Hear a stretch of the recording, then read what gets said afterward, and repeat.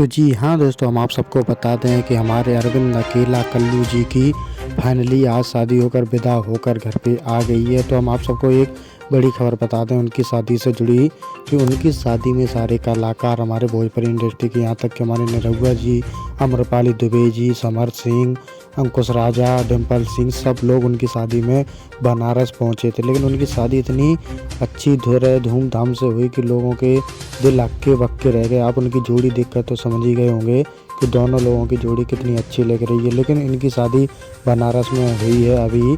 तो हम आप सबको बता दें कि कल्लू जी को हम अपनी तरफ से बधाई देते हुए और आप लोग अपनी तरफ से बधाई देते हुए कमेंट में ज़रूर बताएं कि उनकी शादी से आपको कितनी खुशी है। तो दोस्तों, हम आप सबको बड़ी खबर बता दें कि उनकी शादी में हमारे भोजपुरी इंडस्ट्री के सारे बड़े बड़े कलाकार पहुंचे थे।